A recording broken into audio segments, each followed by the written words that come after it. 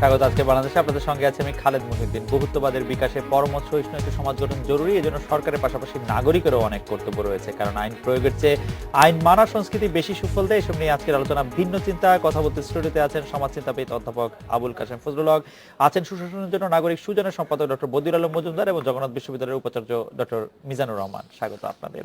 অধ্যাপক আবুল কাশেম ফজলুল হক, আমাদের সরকার দেশে আইএস এর কর্মকাণ্ড থাকার দাবি জোরালোভাবে অস্বীকার করছে, কিন্তু চাপাতি হত্যার ধারা এখনো আছে। আইএস এর নামে তথাকথিত অনলাইন বার্তা, পাশাপাশি যুক্তরাজ্যের মতো কিছু দেশ এ নিয়ে বেশি আগ্রহী। এই থাকা না থাকার যে পরস্পর বিপরীত যে অবস্থানটি, সেটি স্যার আপনি কিভাবে দেখছেন? এখানে গুরুত্বপূর্ণ ব্যাপার হলো যে আমাদের প্রধানমন্ত্রী, আমাদের স্বরাষ্ট্রমন্ত্রী এবং আরও কোনো মন্ত্রী, সরকারি দলের নেতারা ক্রমাগত বলছেন বাংলাদেশে আইএস নেই। এই কথাটা আমাদের মেনে নেওয়া ভালো, কারণ ফ্যাকচুয়াল ব্যাপারের সঙ্গে এখানে নানান ডিপ্লোম্যাটিক ব্যাপার যুক্ত আছে, অনেক কূটনৈতিক ব্যাপার যুক্ত আছে। এই ক্ষেত্রে সরকারকে মান্য করে চলা নাগরিকদের একটা কর্তব্য আমি মনে করি। এখানে ব্যাপারটা এই যে মধ্যপ্রাচ্যে তালেবান, তারপরে ছিল আইএস, এখন আছে আল কায়দা, এই জাতীয় বেশ কয়েকটা সংগঠন কাজ করছে, যারা হত্যাকাণ্ড ঘটাচ্ছে নানা দেশে, শুধু যে বাংলাদেশে তা না। আজকে ব্রিটেনে, ফ্রান্সে, বেলজিয়ামে, আরও অনেক দেশে ভয়ানকভাবে কাজ করছে। তুরস্কে যে ইসলাম বিরোধী প্রচার, ইসলাম বিরোধী কর্মকাণ্ড যারা করছে তাদেরকে তারা মারছে, একটা আতঙ্ক সৃষ্টি করার।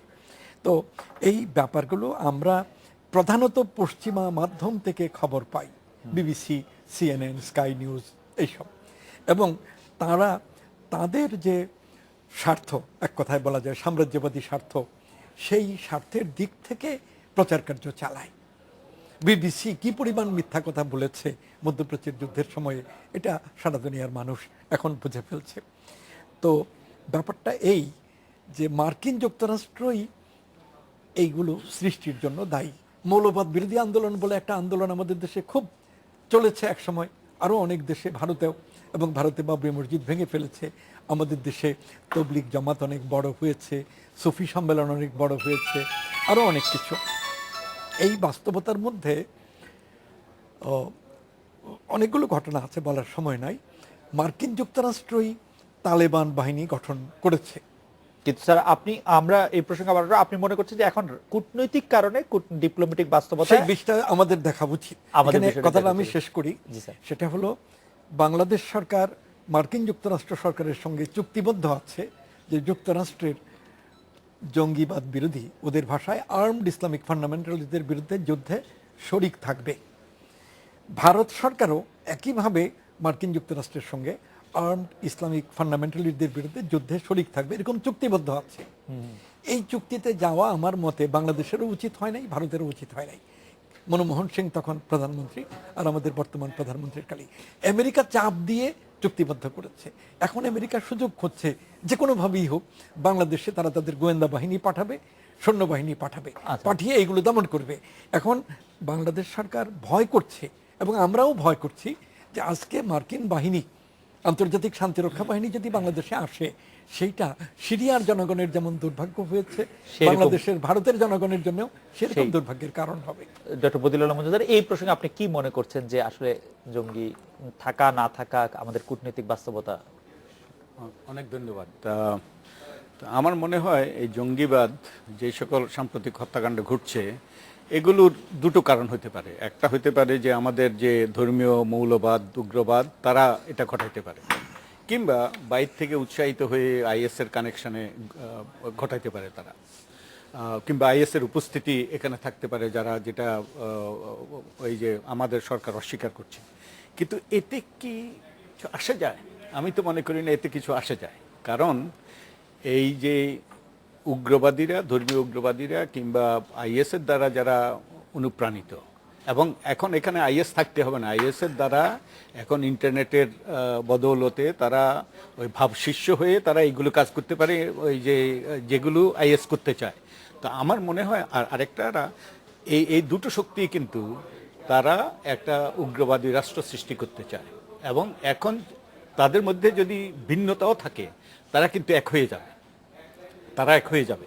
কিন্তু আমাদের যেটা প্রয়োজন সেটা হলো যে মূল কারণটা চিহ্নিত করা, কেন এটা হচ্ছে, কেন এই যে বাইরে থেকে উস্কানি দিলেও কেন আমাদের দেশের একদল লোক তারা এই সকল গণকাণ্ডে লিপ্ত হচ্ছে, এর মূল কারণ রুট কজটা চিহ্নিত করা দরকার। এই প্রসঙ্গে এই যে উনি তালেবানের কথা বলেছেন, তালেবানের উত্থান তো মার্কিন যুক্তরাষ্ট্র, তালেবানের সৃষ্টি মার্কিন যুক্তরাষ্ট্র, তারপরে পাকিস্তান, সৌদি আরব এরা করেছে ইয়েতে আফগানিস্তানে। কিন্তু তালেবানের যে বিরাট উত্থান এর পরে, সৃষ্টির পরে, ওই যে আমেরিকান একজন লেখক স্যারা চেইস বলে এক সাংবাদিক একটা বই লিখেছে, থিপস অফ স্টেট। তো উনি মোটা দাগে 3টা কারণ চিহ্নিত করেছেন এই তালেবানের এই উত্থানের পেছনে। একটা হলো স্টোলেন ইলেকশন, সেই বিতর্কিত, তারপরে সেই কারচুপির নির্বাচন। আরেকটা হলো এন্ডেমিক করাপশন, ব্যাপক হারে দুর্নীতি, এবং প্রতি পদে পদে মানুষের বঞ্চনা। এটা একটা উর্বর ক্ষেত্র প্রস্তুত করে এই যে উগ্রবাদের জন্য। আর আমাদের যে রাজনৈতিক যে হানাহানি, মারামারি, কাটাকাটি, এটাও আমাদের জন্য উর্বর ক্ষেত্র প্রস্তুত করে। তাই আমাদের অবশ্যই আমাদের কোনো বৈদেশিক শক্তির আমরা এখানে চাই না, এখানে তাদের হস্তক্ষেপ চাই না। একই সাথে আমাদের যেটা দরকার সেটা হলো এর মূল কারণটা কি সেটা চিহ্নিত করে সেটার ব্যাপারে আমাদের কার্যকর ব্যবস্থা নেওয়া। আমি ডক্টর মিজানুর রহমান, আপনার কাছে আসছি যে রাজনৈতিক হানাহানি যে উগ্র জঙ্গিবাদের জন্ম দেয় বা সৃষ্টি করে, এই প্রপোজের সাথে আপনি বা এই বক্তব্যের সাথে আপনি একমত কিনা? আসলে একটু বলি আমি যে আইএস এর যে বিষয়টা, আইএস এর একটা হচ্ছে যে এইসব ঠিক আছে, হানাহানির কথাও যদি ধরলাম, সেটাও একটা হয়তো মিনস বা টুলস হিসেবে তারা ইউজ করছে। ডিপ্রাইভেশন, অ্যাগ্রেশন বা মুসলমানদের প্রতি অবিচার, সারা দুনিয়ায় মুসলমানদের নিপীড়ন, এগুলোকে তারা আসলে ব্যবহার করছে এবং এটা শক্তি সঞ্চয়ের একটা উপাদান এগুলো। কিন্তু মূল বিষয়টা কিন্তু এরকম না, একটা আদর্শগত লক্ষ্য কিন্তু তারা ডিক্লেয়ার করে। আইএস যে সংগঠনটি আছে তাদের লক্ষ্য হচ্ছে সারা দুনিয়ায় ইসলামী খেলাপথ কায়েম হবে। এবারে এটা শুধু মুসলমান ভাষাভাষী, মুসলমান অধ্যুষিত দেশে না, এটা ইসলামের ঝান্ডা সারা দুনিয়ায় উঠবে এবং সারা দুনিয়ায় একটা খেলাফত কায়েম করা হবে, ইসলামী খেলাফত। এবং সেইটা কায়েম করতে গিয়ে যত বিরুদ্ধবাদী পাওয়া যাবে, এটা যদি এটা নিজের ধর্মের মধ্যেও যদি হয়, ইসলাম ধর্মের মধ্যেও তো বহু রকমের মতাদর্শগত পার্থক্য আছে, শিয়া, সুন্নি, আহমদিয়া, মোহাম্মদিয়া, বিভিন্ন রকমের আছে। সবগুলোকে নিপাত করা হবে, করে একমাত্র তাদের যে মতাদর্শ সেটা নিয়ে তারা একটা ইসলামী খেলাফত কায়েম করবে। এটা হলো আইএস এর মূল লক্ষ্য। আর যেগুলো বলছেন আপনি, মুসলমানদের প্রতি অবিচার, আমেরিকান আগ্রাসন বা ওই আফগানিস্তান দখল করা, তালেবান, এগুলো হলো একটা শক্তি সঞ্চয়ের জন্য কতগুলো উপকরণ মাত্র। লক্ষ্য কিন্তু একটা আদার আছে।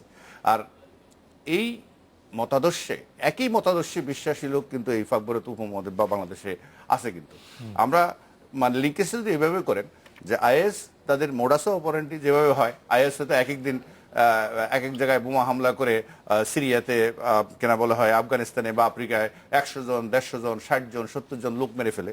আর আমাদের এখানে ওই লেখক বা প্রকাশক অথবা টেলার মাস্টার, হোমিওপ্যাথিক ডাক্তার এদের ঘাড় কাটে। এটা হলো মোডাস অফ অপারেন্ডির মধ্যে একটু পার্থক্য হচ্ছে, ওরা লার্জ স্কেলে কাজ করতেছে আর এখানে এই নামটা কিন্তু সাথে সাথে, অর্থাৎ আমাদের এখানে হয়তো একজন কেনা বল হয় টেলার মাস্টার অথবা একটা পুরোহিত অথবা বৌদ্ধ ভিক্ষু হঠাৎ করলো, আধা ঘন্টা বা 1 ঘন্টার মধ্যেই সাইড ইন্টেলিজেন্স কিন্তু আপনি কি মনে করেন কিনা যে সরকারের জন্য এটি অস্বস্তিকর যে আসলে আইএস এর সবচেয়ে অস্বস্তিকর হচ্ছে সরকার? আমাদের তো আমি বলছি যে এই একই মতাদর্শে বিশ্বাসী লোক কিন্তু এরা আছে, তো তারা যদি ওদের সাথে যোগাযোগ করে বা এদের নিজস্ব একটা এজেন্সি, এই উদাহরণ কিন্তু আমি আগেও আপনাদের অনুষ্ঠানে দিয়ে গেছিলাম যে একটা ফ্র্যাঞ্চাইজ খুলে বসা, বাটার দোকান যখন শহরে করে না বাটার দোকান, তখন ওই শহরের এক জুতার দোকানদার নিজেই বাটার জুতা রেখে ওখানে ঘোষণা করে বাটার স্টকিস্ট।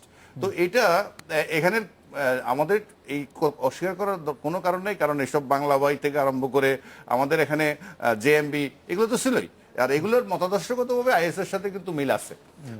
ভয়ঙ্কর ব্যাপার হচ্ছে যেটা হচ্ছে আমাদের এখানে কোনো একটা ঘটনা ঘটলে, যে কদিন আগে দেখলাম যে আমেরিকার সহকারী পররাষ্ট্রমন্ত্রী, তারপর উপসহকারী, এরপরে আবার ভারতের স্বরাষ্ট্রমন্ত্রী, সবাই আমাদেরকে সহযোগিতা করতে এগিয়ে আসছে যে আমাদের কি লাগবে, এরকম একটা ভাব। তো আমি বলি, একই সহযোগিতা তো তারা আফগানিস্তানে করছে, একই সহযোগিতা সিরিয়াতে করছে সন্ত্রাস দমনে, একই সহযোগিতা ইরাকে করতেছে। মার্কিন সহযোগিতায় কি এই সন্ত্রাস দমন করা গেছে বা কমছে? অতএব কেন আমাদের এখানে সহযোগিতাটা কেন লাগবে? মানে? যদি এমন হইতো যে হ্যাঁ আমেরিকা সহযোগিতায় সিরিয়াতে আফগানিস্তানে সন্ত্রাস দমন হয়েছে, তাহলে আমরা বলতাম হ্যাঁ ঠিক আছে, you come and help us. But আমি মনে করি এতে তো সন্ত্রাস আরো বাড়ছে। আমেরিকা বন্ধু থাকলে তো আসলে খুব শত্রু দরকার হয় না। তাহলে আমি মনে করি অন্তত এই সন্ত্রাস যেটা হচ্ছে এটা আমাদের কি দমন করতে হবে, এটা আমাদের ইন্ডিজিনিয়াস লোকালি মেড এবং এটা আগের থেকেই ছিল এবং এটাকে আমাদের কি দমন করতে হবে। এটার জন্য ওই বাইরের কারো হস্তক্ষেপ মনে হয় না খুব দরকার আছে। আমি অধ্যাপক আবুল কাশেম ফজলুল হকের কাছে আরেকটি বিষয়ে আসি, সেটি হচ্ছে যে সিলেটের রাজনহত্যা থেকে সর্বশেষ শিক্ষক লাঞ্ছনার ঘটনা আমরা দেখলাম। প্রত্যক্ষদর্শীরা অন্যায় প্রতিরোধের বদলে ভিডিও করে সামাজিক যোগাযোগ মাধ্যমে তুলে ধরে। কেউ অন্যায়টা যে হচ্ছে বা অন্যায়টা প্রতিরোধ করার কথা কিন্তু তাৎক্ষণিকভাবে আমরা কাউকে প্রতিবাদ করতে দেখি নাই।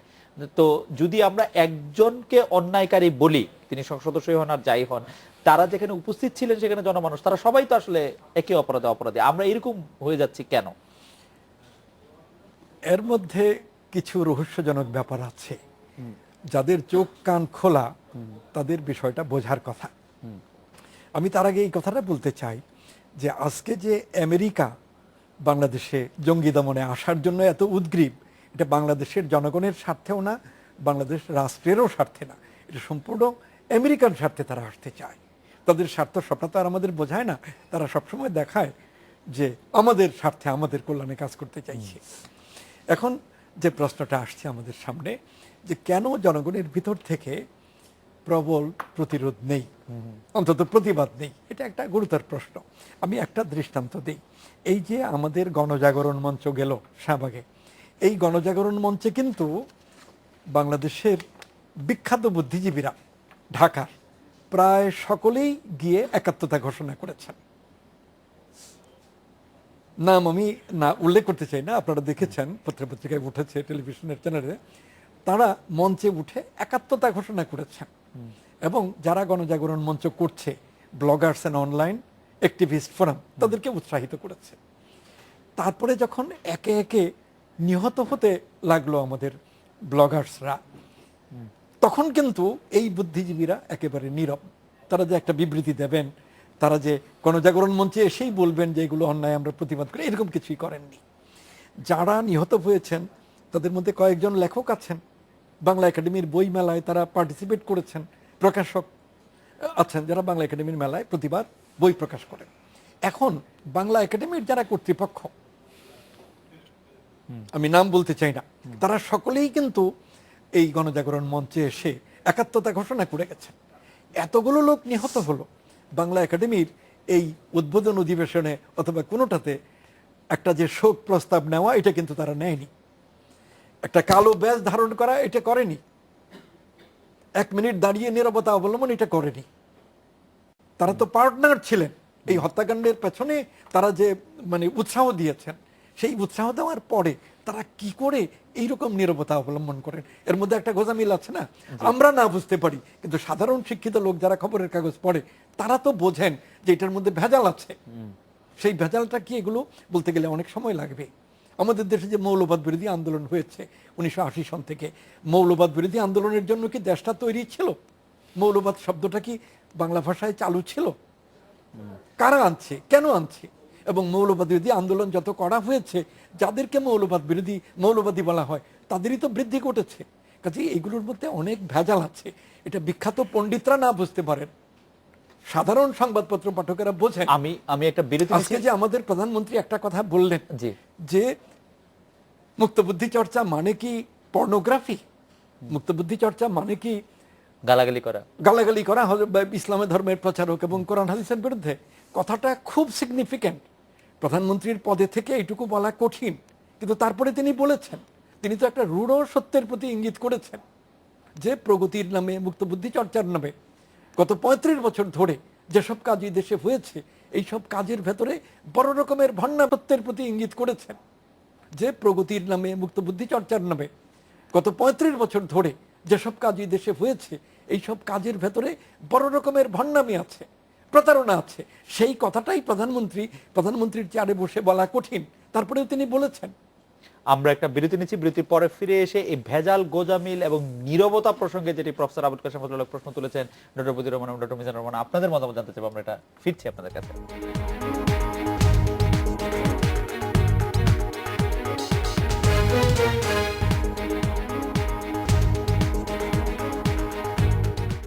ফিরে এলাম আজকের বাংলাদেশে। ডক্টর বদিউল আলম মজুমদার ভেজাল, গোজামিল এবং নীরবতা সম্পর্কে যে প্রশ্ন তুলেছেন বা মন্তব্য করেছেন আবুল কাশেম ফজলুল হক, আমি সে বিষয়ে আপনার একটু মতামত।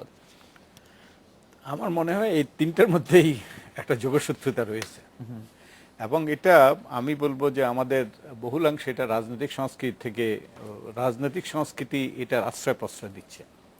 আমাদের যে রাজনৈতিক সংস্কৃতি, যে ফায়দা প্রদানের রাজনৈতিক সংস্কৃতি, আপনি যদি বিরুদ্ধ, আপনি ধরেন যারা ক্ষমতায় আছে তাদের যদি আপনি গুণগান না গান, তাদের পক্ষে আপনি যদি কথা না বলেন, তাহলে আপনি প্রতিপক্ষ। আর আপনি তাদের গুণগান গাইলে আপনি সব রকম সুযোগ সুবিধা পাবেন, আর আপনি তাদের গুণগান না চাইলে আপনি বঞ্চিত হবেন, আপনার ন্যায্য যা প্রাপ্তি তার থেকে বঞ্চিত হবেন। এখন এর ফলে যেটা হচ্ছে, এই যে এখন আমাদের এই যে বিভক্ত হয়ে গিয়েছি আমরা, আমাদের দেশের এই যে ইন্টেলেকচুয়াল কমিউনিটি, তারপরে চিন্তাশীল নাগরিক, আমরা সবাই বিভক্ত হয়ে গেছে।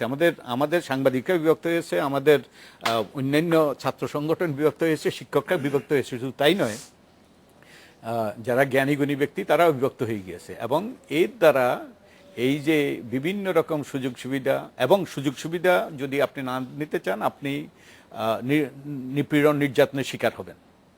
এবং এর ফলে আপনাকে একটা পক্ষ অবলম্বন করতে হচ্ছে অনেক সময়, এবং অনেক সময় সেখানে গোজামিল দিয়ে, কিংবা আপনি ওই যে ভেজাল বক্তব্য দিয়ে, তারপরে ওই উদ্ভট যুক্তি দিয়ে।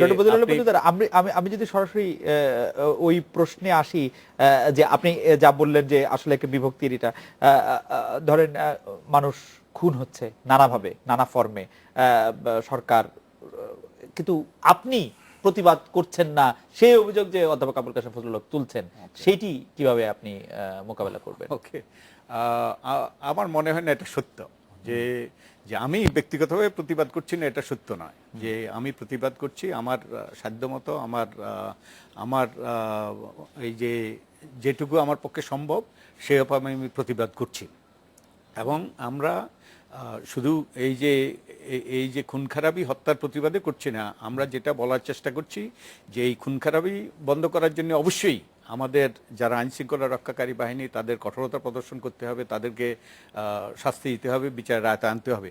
একই সাথে আমাদের যেই রুট কজ, যেই অন্তর্নিহিত কারণগুলো, সেই কারণগুলো দূরীভূত করতে হবে। তো এই ব্যাপারে তো আমরা সোচ্চার আছি, যে যাতে এটা একটা কারখানা যে আমরা সৃষ্টি করেছি। এই ভেজাল এবং গোজামিলের মধ্যে আপনি বলেছেন সেটা সোচ্চার আছে, কিন্তু ভেজাল এবং গোজামিলের মধ্যে যে বিভক্তির যে জায়গায়, সেখানে আপনি আপনাকে কোথায় দেখেন? ভেজালে, গোজামিলে, বা আলাদা দূর থেকে নিরাপদ অবস্থানে? আমি নিরাপদ অবস্থানে দেখি না, কারণ নিরাপদ অবস্থানে থাকলে আমি চুপ করে থাকতাম। এবং এই যে অনেকে নীরব হয়ে গিয়েছে, কারণ নীরব হয়ে গিয়েছে, এখন সরব হওয়ার একটা এই যে প্র্যাকটিক্যাল বিপদ আছে।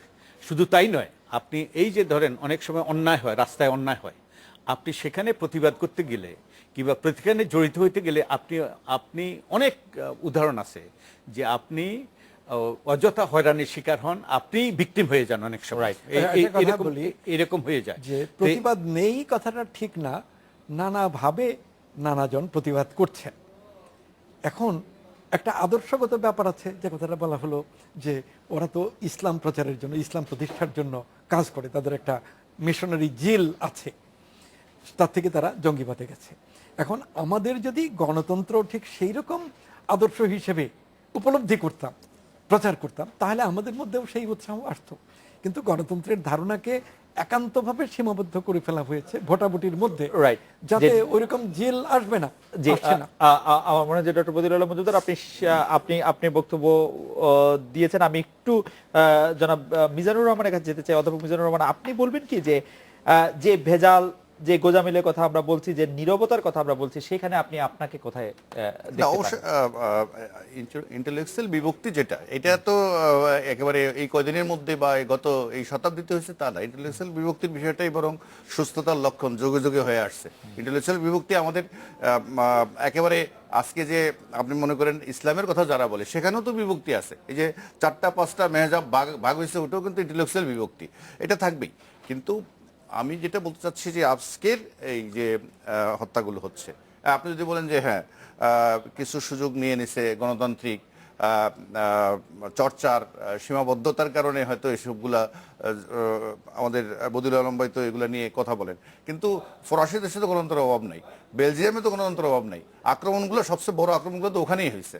অতএব এটা এইগুলোর না, সেটা তো বহির আক্রমণ, অন্য না, না, একটা না, না, আদালত বহির আক্রমণ না, আমি বলছি যে এই এটা তো- আজকের যে এখন যে যত বর্তমান যে সন্ত্রাস, জি। এই সন্ত্রাসটা একটা একটা অ্যাবসলিউটলি একটা আদর্শগতভাবে একটা এটার একটা ব্যাকগ্রাউন্ড আছে, এইটাকে মোকাবেলা করতে হবে আদর্শ দিয়ে। না, এটা কিন্তু এটা তো আপনি ব্রডার পার্সপেক্টিভ বললেন, কিন্তু প্রফেসর আবুল কাশেম ফজলুল কিন্তু সেটাকে একটা জায়গায় নিয়ে এসেছিলেন যে ধরা যাক গণজাগরণ মঞ্চকে আপনি সাপোর্ট করেছেন, গণজাগরণ মঞ্চকে যারা সামনে আনেছে তাদেরকে সাপোর্ট করেছেন, কিন্তু তারা যখন মারা গিয়েছে, তাদেরকে যখন মেরে ফেলা হয়েছে, তখন আপনি প্রতিবাদ করেন নাই। না না না, এখন কেউ প্রতিবাদ করে না। প্রত্যেকটা হত্যাকাণ্ডের পরে যে কজন লোককে আপনি টিভিতে দেখছেন এই লাশ নিয়ে যাওয়া, লাশ পাহারা দেওয়ার কাজটাও তো এই কদিন আগে একমাত্র আমি সকাল থেকে আরম্ভ রাত পর্যন্ত ওই লাশের কাছে আমি বসেছিলাম।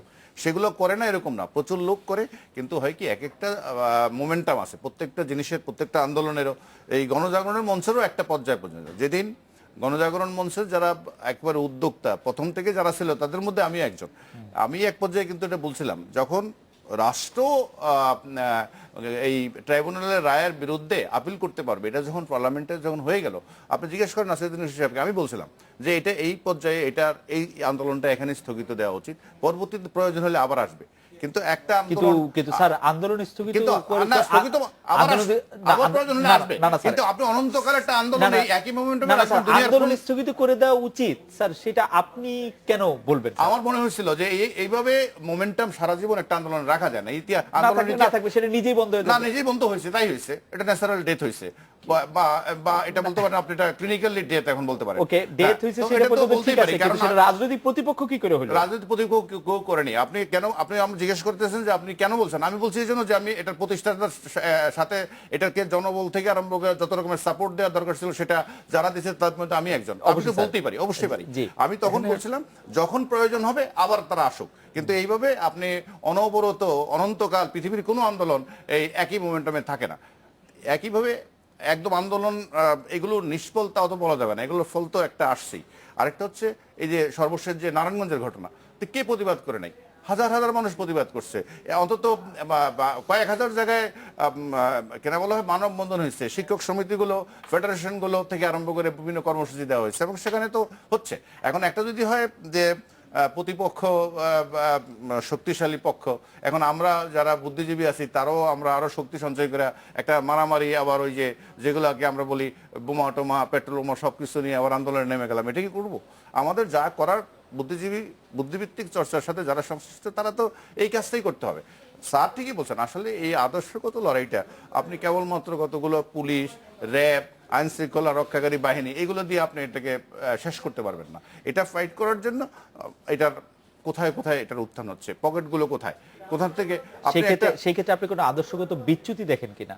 চরমভাবে আদর্শগত বিচ্যুতি তো হয়েছে। আদর্শ বিচ্যুতি হচ্ছে আমাদের যখন মুক্তিযুদ্ধ আমরা করি 1971 সালে, কিন্তু তার আগেও তো আমাদের আন্দোলন সংগ্রামগুলো আসছে, প্রতিপক্ষ সবসময় ছিল, এই কথাটা আমি বারবার বলি।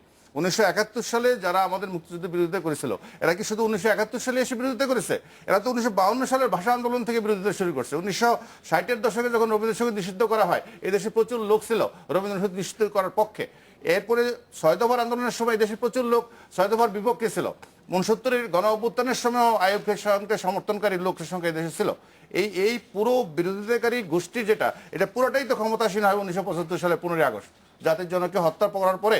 এই পুরো প্রতিক্রিয়াশীল কিন্তু চক্র, স্যার এইটা কি ঠিক যে আপনাদের মানে আমরা একটা প্রবণতা এরকম দেখতে পাই যে সরকারের সমালোচনা করলেই তাকে ওই দিকে ব্র্যান্ডেড করার একটা চেষ্টা? সরকারের সমালোচনা তো সবাই করে যাচ্ছে তো সব জায়গায়, আপনার টকশোতে তো প্রতিদিনের সমালোচনা করতেছে।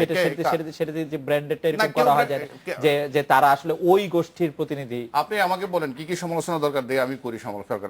আমি প্রকাশ্যই তো বলি, আমাদের এই যে আমাদের যখন ব্লগার হত্যা হয়, আমাদের যখন একজন লেখক হত্যা হয়, আমাদের মিডিয়া যেহেতু অনেক, মিডিয়ার কর্মী ভাইরা খুব ঝাঁপাইয়ে পড়ে যে স্যার এই ওনার লেখালেখির কারণে ওনাকে হত্যা করা হয়েছে, এটা কি আপনি জানেন? তখন আমাদের মন্ত্রী মহোদয়রা অথবা অত বুদ্ধি রাখতে পারে না, অথবা যে কোনো অথবা অফিসাররা বলে বসে হ্যাঁ বিষয়টা আমরা একটু খতিয়ে দেখবো।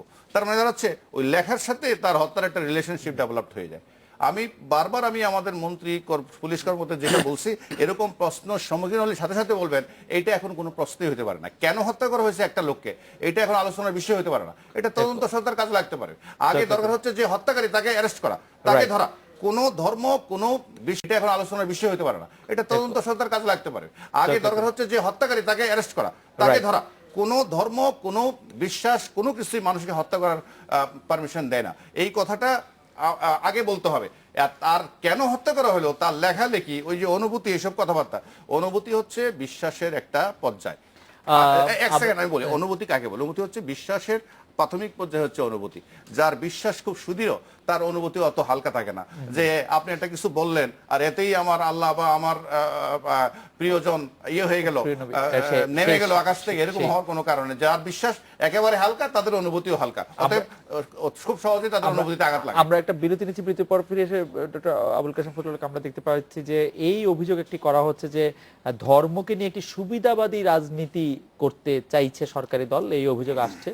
আবার অন্যদিকে ধর্মকে কিভাবে রাজনৈতিকভাবে ব্যবহার করতে হবে সেটা নিয়েও আসলে বিএনপির এক ধরনের নানা রকম অবস্থান দেখা যাচ্ছে, সেটি নিয়ে একটু আপনাদের একটু বক্তব্য শুনবো। আমরা একটা বিরতি নিয়ে ফিরছি।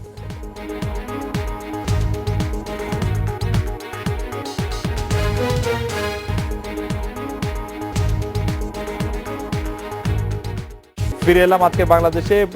প্রফেসর আবুল কাশেম ফজলুল হক, আমি যে প্রশ্নটি করতে চাইছিলাম সেটি হচ্ছে যে আমাদের দেশের ভোটে বা পপুলার ভোটে আমরা ধর্মভিত্তিক যে রাজনৈতিক দল তাদেরকে অনেক বেশি জনপ্রিয়তা পেতে দেখি না, কিন্তু দুটি দলই পাল্লা করে ধর্মকে নানাভাবে ব্যবহার করে বলে অভিযোগ পাওয়া যায়। এটিকে স্যার আপনি কিভাবে দেখেন? না, এটা অন্যায়, কিন্তু এই অন্যায় তো চলে আসছে আমাদের দেশে। এবং রাজনীতিতে ধর্মকে ব্যবহার করা এটা যে কেবল বিএনপি জামাত করছে তা না, এটা আওয়ামী লীগ এবং আওয়ামী লীগের যারা সহযোগী সংগঠন তারাও করছে। ব্যবহারের ধরনে ভিন্নতা আছে, কিন্তু ব্যবহার করে আসছে। এখানে আমাদের মূল ব্যাপারটা হলো কি করে সমস্যার সমাধান করা যায়। সমস্যার সমাধানের জন্যে আমি 3-4টা পয়েন্ট বলি। প্রথম হলো ধর্মনিরপেক্ষতা এবং রাষ্ট্রধর্ম ইসলাম নিয়ে রাজনৈতিক মহলে যে বিতর্ক, এই বিতর্ক আমাদের যত দ্রুত সম্ভব মিটিয়ে ফেলা দরকার। এখন রাজনৈতিক দলগুলো যদি শুধু আমাদের দল কি করে জয়ী হবে এই মন নিয়ে চলে এবং জনস্বার্থ না দেখে, তাহলে এটার সমাধান কঠিন হবে। প্রয়োজনে ধর্মনিরপেক্ষতা এবং রাষ্ট্রধর্ম ইসলাম দুটো কথাই আমাদের সংবিধান থেকে বাদ দিতে হবে। বৃহত্তর স্বার্থে, শান্তির স্বার্থে, আমাদের উন্নতির স্বার্থে, উন্নয়নের স্বার্থে ধর্মনিরপেক্ষতা পৃথিবীর অনেক রাষ্ট্রের বা কোন রাষ্ট্রের কনস্টিটিউশনে আছে ভারত ছাড়া। ভারতের বিশেষ বাস্তবতায় এটা আসছে। জওহরলাল নেহরুর একটা প্রিয় শব্দ ছিল সেকুলারিজম, কিন্তু জওহরলাল নেহরুর কালে ভারতের সংবিধানে সেকুলারিজম শব্দটা যুক্ত করা হয়নি। জওহরলাল নেহরুর পরে কোনো এক সময়ে করা হয়েছে। তো আমি এই কথাটা বলতে চাই যে ধর্মনিরপেক্ষতা এবং রাষ্ট্রধর্ম নিয়ে যে বিতর্ক, জয় পরাজয়ের একটা তীব্র প্রতিযোগিতা, এইটা বন্ধ করা উচিত। রাজনৈতিক দলগুলো যদি এটা বন্ধ না করে, তাহলে রাজনৈতিক দলের বাইরে যারা সচেতন নাগরিক, বিবেকবান, চিন্তাশীল ব্যক্তি, তাদের এই কথাটা ক্রমাগত বলা উচিত। 2, মধ্যপ্রাচ্যের রাষ্ট্রগুলোতে আমেরিকান বাহিনী আছে, ব্রিটিশ বাহিনী আছে এবং নেটো বাহিনী আছে। তাছাড়াও আন্তর্জাতিক শান্তিরক্ষা বাহিনী নানাভাবে সেখানে রাখা হয়েছে। আমরা বলতে চাই যে মধ্যপ্রাচ্যের রাষ্ট্রগুলো থেকে বিদেশি সৈন্য সরিয়ে নাও। সেখানে শুধু সৈন্য আছে তাই তো না, প্রতিদিন মানুষ মরছে, একটা ক্রিয়া প্রতিক্রিয়া আছে, অ্যাকশন রিয়াকশন আছে। এইটা জন্যে গোটা মানব জাতির কিছু কর্তব্য আছে মধ্যপ্রাচ্যের রাষ্ট্রগুলোর জনগণের প্রতি। কারণ যারা রাজনীতি করছে, যারা ক্ষমতার লড়াই করছে, তাদের এক অবস্থা, কিন্তু সাধারণ মানুষ দেখছে যে আমাদের দেশে তো কোনো রাজনীতি নাই, আমাদের দেশে তো কোনো নেতা নাই, আমাদের দেশে তো রাজনীতির কোনো সম্ভাবনা নাই, যে কোনো কিছু করতে গেলেই বিদেশি সৈন্যরা মেরে ফেলে। এই বাস্তবতা বিচার করে মধ্যপ্রাচ্যের জনগণের মধ্যেও রাষ্ট্রীয় স্বাধীনতার আকাঙ্ক্ষা আছে, তাদের মধ্যেও জাতীয় চেতনা আছে, প্রকাশ করতে পারছে না, দুনিয়ার মানুষ সেটা জানছে না। এই অবস্থায় আমরা বলতে চাইছি যে মধ্যপ্রাচ্যের রাষ্ট্রগুলো থেকে বিদেশি সৈন্য সরিয়ে নাও, এই কথাটা পৃথিবীর সব রাজনীতি থেকে, রাজধানী থেকে উত্থিত হওয়া উচিত। ভিয়েতনামের বিরুদ্ধে যেমন হয়েছে। আমার 3 নম্বর পয়েন্টটা বলি, তারপরে হলো সমাজতন্ত্র এবং গণতন্ত্রের মধ্যে একটা সিনথেসিস, একটা সমন্বয় সাধন করে গণতন্ত্রকে সফল করতে হবে। এখন বাংলাদেশে যারা পার্লামেন্টে মেম্বার হয়েছেন তার মধ্যে সমাজতন্ত্রী তো খুঁজে পাওয়া যায় না। সমাজতন্ত্র মানে আমাদের ওই সমাজ- সংবিধানে আছে, ওই সমাজতন্ত্র কিন্তু গণতন্ত্র বলতেছে- আওয়ামী লীগ সমাজতন্ত্র বিরোধী। Right. তার যে ম্যানিফেস্টো এই লিবারালিজম, নিও লিবারালিজম ইত্যাদি, এগুলো সবটাই শতকরা 100% সমাজতন্ত্র বিরোধী। বিএনপি শতকরা 100% সমাজতন্ত্র আমার বিরোধী। মনে হয় যে আমরা এই অবস্থায় সমাজতন্ত্র এবং গণতন্ত্র আমাদের সংবিধানে অনেকখানি জায়গা জুড়ে আছে। বোধহয় গণতন্ত্র যতটা জায়গা জুড়ে আছে তার চেয়ে কিছু বেশি জায়গা জুড়েই সমাজতন্ত্র আছে। এই জায়গায় গণতন্ত্র এবং সমাজতন্ত্রের একটা সিনথেসিস করে গণতন্ত্রের ধারণাকে আমরা- উন্নততর এবং কার্যকর করতে হবে। আমরা একটা বিরতি নিব, বিরতির পরে ফিরে এসে এই ব্যাপারে ডক্টর বদিউল আলম মজুমদার এবং ডক্টর মিজানুর রহমান আপনাদের মন্তব্য একটু শুনবো। আমরা একটা বিরতি নিয়ে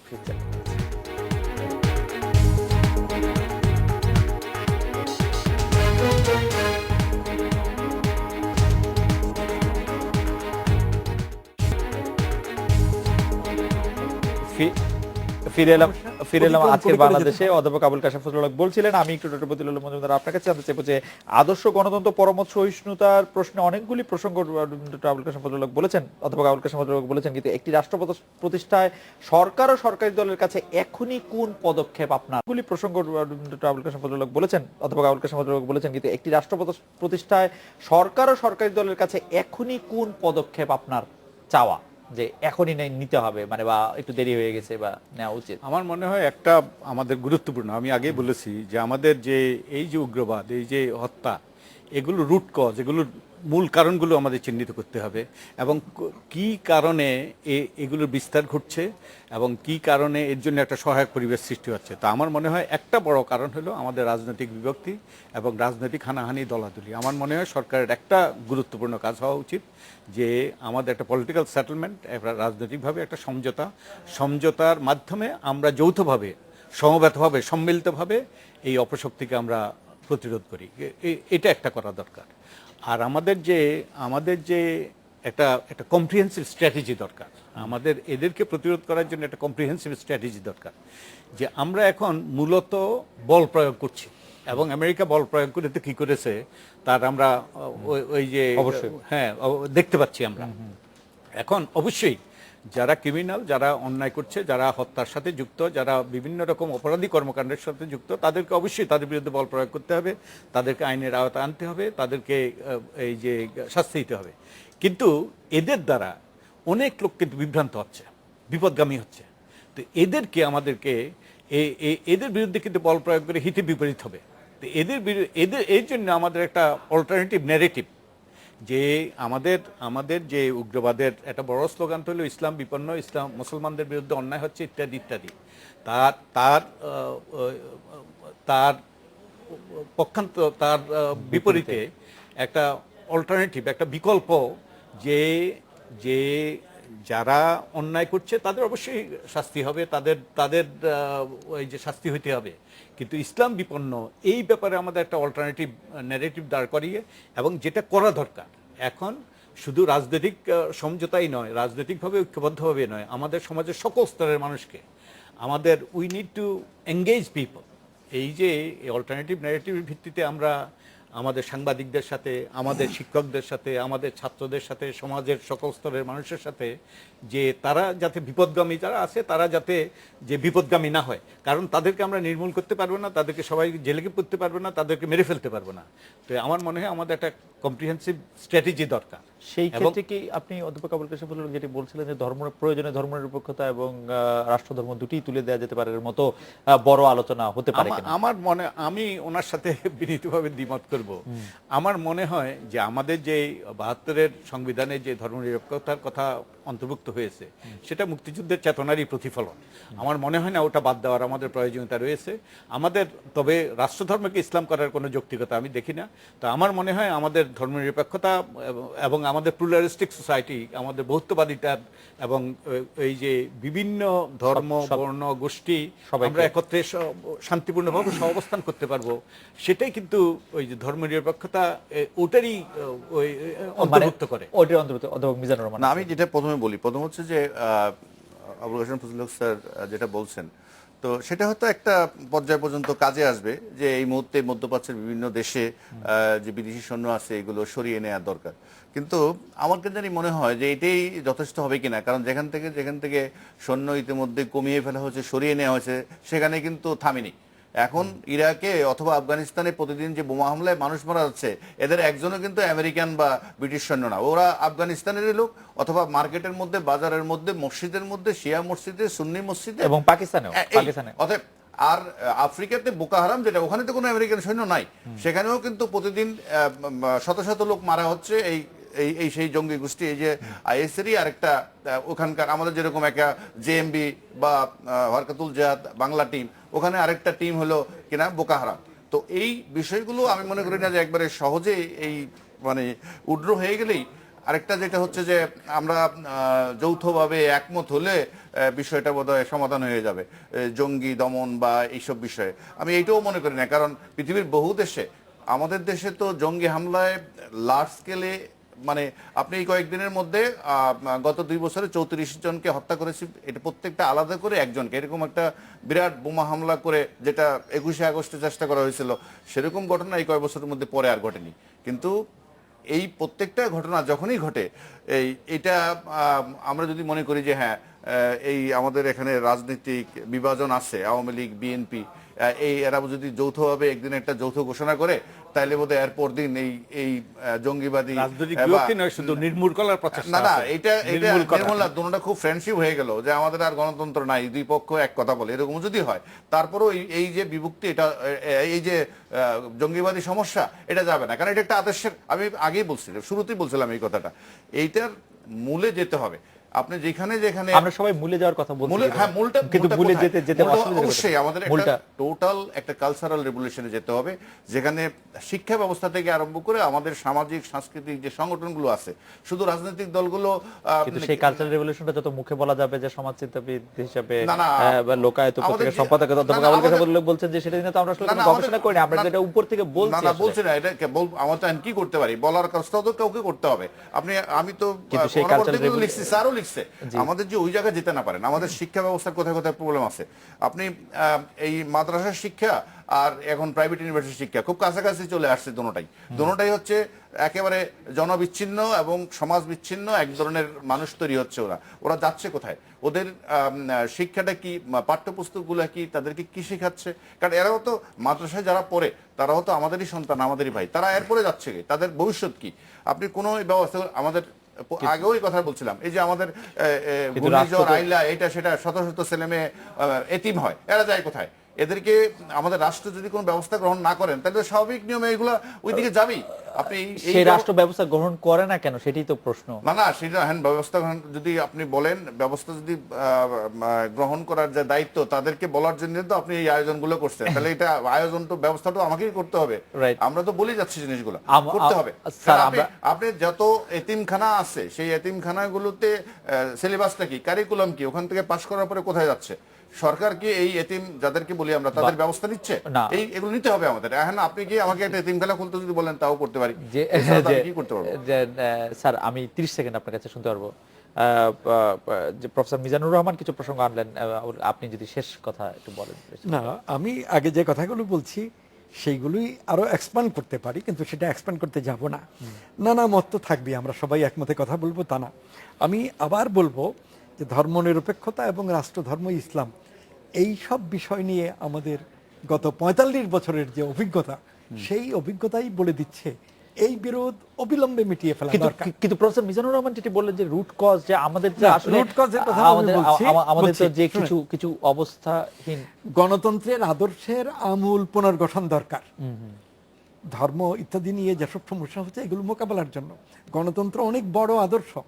আমরা যদি জেফারসনের বই খোঁজ করি, আমরা যদি আব্রাহাম লিঙ্কনের বই খোঁজ করি, আমরা যদি এই যে স্টুয়ার্ট মিল কিংবা তাহলে গণতন্ত্রের যে ধারণা পাবো, আজকের মার্কিন যুক্তরাষ্ট্রের এবং বাংলাদেশের গণতন্ত্রের মধ্যে তার 1%ও নাই, শুধু নির্বাচনটা আছে। এই ধরনের গণতন্ত্র দিয়ে হবে না। স্যার, আমরা তাহলে মানে আপনি গণতন্ত্রের আমূল পরিবর্তন চাচ্ছেন, আমরা একটু শেষ। আর যে কথাটা ওনারাও বলছেন, আমিও বলেছি নানাভাবে, একটা হোলিস্টিক অ্যাপ্রোচ দরকার, একটা সার্বিক সর্বাঙ্গীন সবগুলো সমস্যাকে একসঙ্গে নিয়ে ওনাদের সমাধানের কথার দিকে। সাথে আমি একমত। একটা কার্যকর গণতান্ত্রিক ব্যবস্থা আমাদের দরকার, আমাদের কতগুলো মূল্যবোধের পরিবর্তন দরকার। আর যেটা আরেকটা গুরুত্বপূর্ণ জিনিস দরকার, সেটা হলো মানুষের বঞ্চনার অবসান ঘটানো। মানুষ যখন বঞ্চিত হয় তখন তারা ধর্মাশ্রয়ী হয়ে পড়ে। যেমন আপনি এখন থানাতে যান, আপনি সাধারণ মানুষ হলে একটা জিডি করতে পারবেন, আপনি প্রশাসনের কাছে যান, আপনি বঞ্চিত হবেন, আপনি নিম্ন আদালতে যান। এই বঞ্চনাটা ওভারকাম করা দরকার এবং অবশ্যই, বঞ্চনার এবং অবসান- সমাজের যে অবস্থাগুলো, দুরবস্থাগুলো আছে, বঞ্চনাগুলো আছে, দুর্নীতিগুলো আছে, এগুলো যদি আপনি না কমাইতে পারেন, এগুলোর কিন্তু উত্থান আমি ঠেকানো যাবে না। অধ্যাপক মিজানুর রহমান, অধ্যাপক বদিউল আলম মজুমদার এবং অধ্যাপক আবুল কাশেম ফজলুল হক, আপনাদের অনেক ধন্যবাদ। এই ছিল আজকের বাংলাদেশে দেখা হচ্ছে আগামীকাল এই সময়। শুভরাত্রি।